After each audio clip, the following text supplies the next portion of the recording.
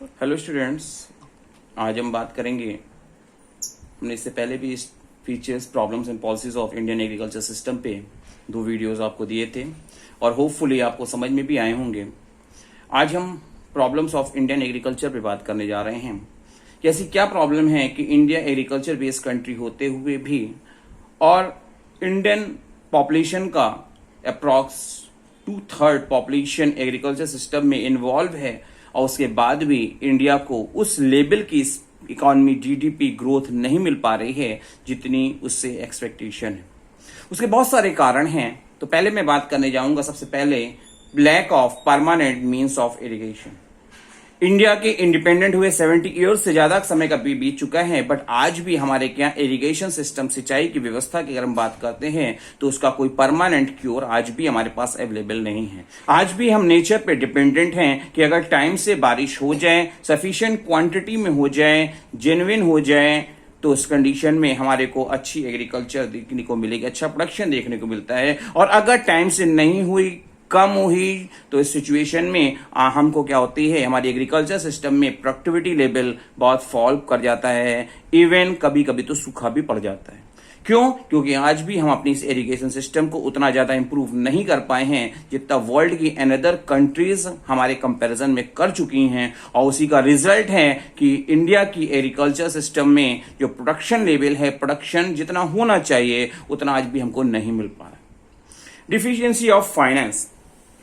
आज भी हमारे इंडियन एग्रीकल्चर सिस्टम में फाइनेंस की कमी देखी जाती है, जो क्योंकि एग्रीकल्चर सिस्टम में प्रोडक्शन एक्टिविटीज को ऑपरेट करने के लिए जो फाइनेंस की रिक्वायरमेंट है उसको बैंकिंग सिस्टम या फाइनेंशियल ऑर्गेनाइजेशन के थ्रू इजीली फाइनेंस की फैसिलिटीज अवेलेबल नहीं हो पाती। और इसका इंपैक्ट ये होता है कि टाइम से प्रोडक्टिविटी एग्रीकल्चर सिस्टम को ऑपरेट करना और उस लेवल पे ऑपरेट करना जो आज की मॉडर्न टेक्नोलॉजीज को अडॉप्ट करते हुए वो हमारे लिए पॉसिबल कम है।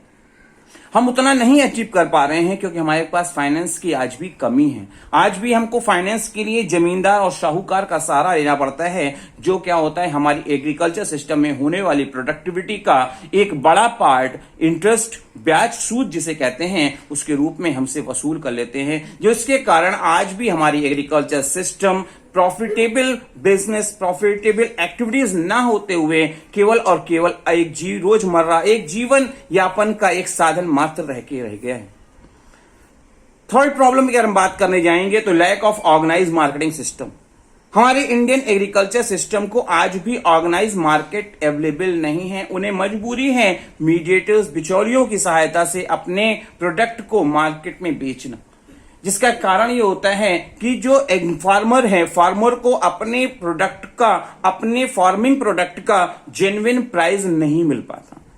उन्हें मीडिएटर से, बिचौलियों की सहायता लेनी पड़ती है, जिसमें उनकी रेवेन्यू जो उनको मिलनी चाहिए उसका बड़ा पार्ट उनको मिल जाता है, या उन्हें अपने प्रोडक्ट को, अपने फार्मिंग प्रोडक्ट्स को कम प्राइस पर बेचने को मजबूर होना पड़ता है, जो हमारी इंडियन एग्रीकल्चर सिस्टम की आज भी प्रॉब्लम है। इसी के कारण है कि हमारे आज भी फार्मर्स उस लेवल का जीवन यापन नहीं कर पा रहे हैं जिस लेवल की उनकी एक्सपेक्टेशन होती है। जितनी उनका एफर्ट्स हैं, उन एफर्ट्स के अगेंस्ट उनको उतना रिजल्ट आज भी नहीं मिल पा रहा। Conventional outlook. हमारी इंडियन एग्रीकल्चर सिस्टम आज भी कन्वेंशनल आउटलुक, एक ट्रेडिशनल अप्रोच के साथ वर्क कर रही है कि पैसे बिजनेस कैसे किया जाता था। पुरानी टेक्नोलॉजीज, कोई मॉडर्न मैनेजमेंट सिस्टम आज भी हमारे एग्रीकल्चर सिस्टम में हमारे फार्मर्स के द्वारा अप्लाई नहीं किया जा रहा है। ये पुरानी टेक्नोलॉजीज आज भी, और इसी का इंपैक्ट है हमारे एग्रीकल्चर सिस्टम को बहुत ज्यादा कॉमर्शलाइज नहीं किया गया, जिसका इंपैक्ट ये होता है कि आज भी हम बहुत ज्यादा एग्रीकल्चर का एक्सपोर्ट जिस लेवल पर हमको करना चाहिए, जितना करना चाहिए, वो कंपटीशन को फेस करने में हम आज भी कैपेबल नहीं है या फेलियर होते हैं, जो वर्ल्ड की अनदर डेवलप्ड कंट्रीज हमारे कंपैरिजन में बेटर वर्क कर रही हैं। ये बहुत सारे ऐसे कारण हैं जिसके कारण इंडियन एग्रीकल्चर सिस्टम को इकोनॉमी डेवलपमेंट में जो सपोर्ट करना चाहिए वो नहीं कर पा रहे। 4 पॉइंट मैंने बात किया। इसके बाद हम बात करेंगे स्मॉल एंड स्कैटर होल्डिंग। हमारे यहाँ जो एग्रीकल्चर के लिए जो एरिया ऑफ लैंड है, जोत जिसे कहते हैं, वो क्या हुआ है, बहुत छोटी साइज की है।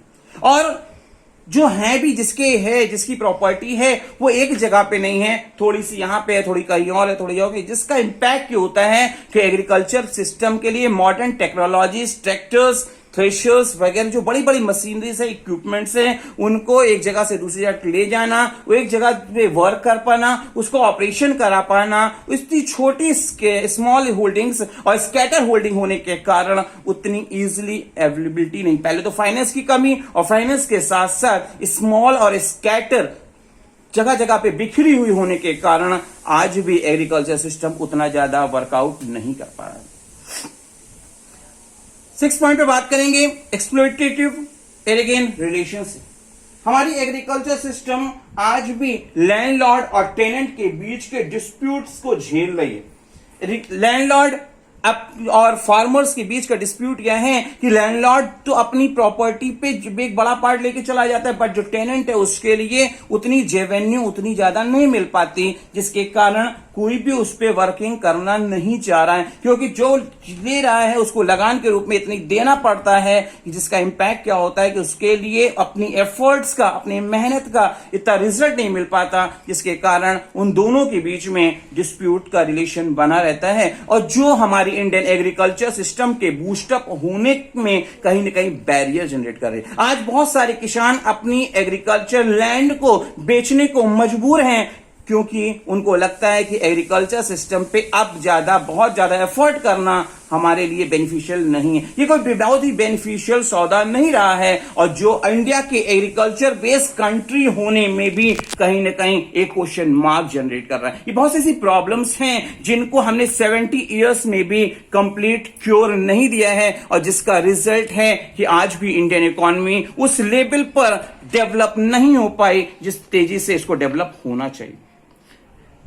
अगर हम इंडियन एग्रीकल्चर सिस्टम को इंप्रूव करना चाहते हैं, इन प्रॉब्लम्स का रिमूवल करना चाहते हैं, तो हमको बहुत सारी सी चीजों पे फोकस करना चाहिए जिन पे हमारे लिए आज भी फोकस करने की रिक्वायरमेंट है।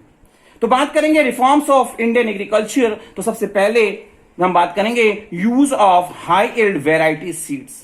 आज भी हमारे के यहाँ हाई यील्ड वेराइटी, उच्च गुणवत्ता वाली जो सीड्स हैं, बीज हैं, उनका आज भी हमारे क्या यूज कम किया जा रहा है। अगर इसको ज्यादा से ज्यादा यूज किया जाए, हाई क्वालिटी केमिकल बेस्ड जो आपकी सीड्स हैं, इनका जितना ज्यादा यूज किया जाएगा उतनी ही ज्यादा प्रोडक्टिविटी होगी। बट आज भी हमारे के यहाँ इस चीज में प्रॉब्लम है, हम high quality high variety seeds का यूटिलाइजेशन नहीं कर रहे थे। अगर इसको किया जाएगा तो इंडियन एग्रीकल्चर सिस्टम के बूस्टअप में हमको हेल्प मिलेगी। Use in chemical fertilisers. India के 70 इयर्स बीत जाने के बाद भी आज भी हम ये नहीं कह सकते कि हमारी पूरी इंडियन एग्रीकल्चर सिस्टम में केमिकल फर्टिलाइजर्स का यूज, आज भी हमारे यहाँ गोबर की खाद का यूज हो रहा है। केमिकल फर्टिलाइजर्स से बहुत ज्यादा हेल्प मिलती है, जो आपकी गोबर की खाद से उतना रिजल्ट नहीं आ पाता। तो हमको क्या है, हमारा फोकस होना चाहिए कि हम ज्यादा से ज्यादा केमिकल फर्टिलाइजर्स का यूज करें, जिससे कीटनाशक दवाओं का यूज करें, जिसका क्या हो कि इंडियन एग्रीकल्चर में उनके बूस्टअप में उनके खराब होने से उनको रोका जा सके, क्योंकि जितनी ज्यादा हम उनको बचा लेंगे उतना ही ज्यादा हमारी इंडियन एग्रीकल्चर, इंडियन इकोनॉमी को, जीडीपी के ग्रोथ को बढ़ाने में हेल्प करेगी। Scientific farm management practices. ये जो आपके स्कैटर छोटे छोटे आपके होल्डिंग्स हैं, उनको एक जगह पे अगर असेंबलिंग किया जाए, उसमें मॉडर्न टेक्नोलॉजीज को किया जाए, उसमें अच्छी मैनेजमेंट, अच्छी टैक्टिक्स, इनोवेटिव टैक्टिक्स का यूज किया जाए, तो इंपैक्ट क्या होगा, इंडियन एग्रीकल्चर हमारे लिए एक कॉमर्शियलाइजेश हो जाएगी, हमारे लिए एक प्रॉफिटेबल एक्टिविटी हो पाएगी। और इसके लिए जरूरी क्या है, साइंटिफिक फार्म मैनेजमेंट सिस्टम का यूज, इंप्लीमेंटेशन किया जाना चाहिए। 4th पॉइंट पर अगर हम बात करते हैं, मैकेनिज्ड मीन ऑफ कल्टीवेशन। जो कल्टीवेशंस करना है, जो भी एक्टिविटीज करना है, उनको कंप्लीटली मॉडर्न मशीनरीज के हेल्प से किया जाए। आज भी हमारी इंडियन एग्रीकल्चर सिस्टम पुरानी टेक्नोलॉजीज आपकी बैल की हेल्प से, हल की हेल्प से किया जाता है। बहुत सारे ऐसे एग्रीकल्चर सिस्टम हैं, बहुत सारे ऐसे एरियाज हैं जहां पे ट्रैक्टर, थ्रेशर वगैरह बहुत सारी जो मॉडर्न मशीनरीज हैं उनका यूज कम हो रहा है। अगर इनका कंप्लीटली यूज किया जाए तो उसमें स्टैंडर्डाइजेशन होगा, क्वालिटी होगी, कल्टीवेशन सिस्टम बेटर होगा और जो इंडियन एग्रीकल्चर को, इंडियन फार्मिंग सिस्टम को आगे बढ़ाने में हेल्प करेगी। Use of insecticides and pesticides of crop protection. Insecticides, कीटनाशक दवाओं वगैरह का जो हमको जितना यूज करना चाहिए वो हम उतना यूज नहीं कर, जिसके कारण क्या हो रहा है, क्रॉप का प्रोटेक्शन, फसल की सुरक्षा नहीं हो पाती है। हम वर्क तो करते हैं, बाद में क्या होता है, कीटनाशक दवाओं के पर्याप्त उपलब्धता के अभाव में हमारी जो फसल होती है वो खराब हो जाती है। रिजल्ट्स क्या होता है, हमारे लिए फार्मर्स के लिए वो जो बिजनेस है, ये एक्टिविटी है, वो प्रॉफिटेबल ना होकर एक लॉस की एक्टिविटी बन के रह जाता है, जिसके कारण उनको एग्रीकल्चर सिस्टम पे और वर्क करने की उतनी ज्यादा मोटिवेशंस नहीं मिल पाती। Regulation of land, regulation of rent की बात अगर हम करते हैं तो आज गवर्नमेंट ने बहुत सारी चीजों पे वर्क किया है, इस पे भी किया है, रेगुलेशन पे बना दिया है कि क्रॉप की फसल, जो भी क्रॉप होगी उसकी वैल्यू का मैक्सिमम 1/3 वैल्यू ही रेंट अनाउंस किया जाता है। उससे ज्यादा कोई भी लैंडलॉर्ड रेंट 1/3 क्रॉप वैल्यू से ज्यादा चार्ज नहीं कर सकता, जो कहीं ना कहीं इंडियन एग्रीकल्चर सिस्टम की जो पुरानी प्रॉब्लम्स थी, लैंडलॉर्ड और टेनेंट के बीच की जो प्रॉब्लम थी, उसको रिमूवल करने में हेल्प कर रही है। कंसोलिडेशन ऑफ होल्डिंग, मैंने जो लास्ट प्रॉब्लम बताई, बहुत सारे एरियाज में, बहुत सारे स्टेट्स ने स्मॉल और स्कैटर होल्डिंग को क्या किया है, कंसोलिडेशन करने का काम किया है, उनको एक जगह पे करने का काम किया है, जिससे होल्डिंग्स बड़ी हो जाएं, लोगों की जो बटी हुई है एक जगह, थोड़ी थोड़ी थोड़ी कई जगह पे उनको एक जगह पे किया जाए, जिससे क्या हो, मॉडर्न टेक्निक्स और बड़ी बड़ी मशीनरीज का, बड़ी बड़ी इक्विपमेंट सिस्टम्स का, साइंटिफिक टेक्नोलॉजीज को अडॉप्ट करना उनके लिए आसान हो जाए। 8th पॉइंट पे बात करेंगे, सीलिंग ऑन लैंड होल्डिंग्स।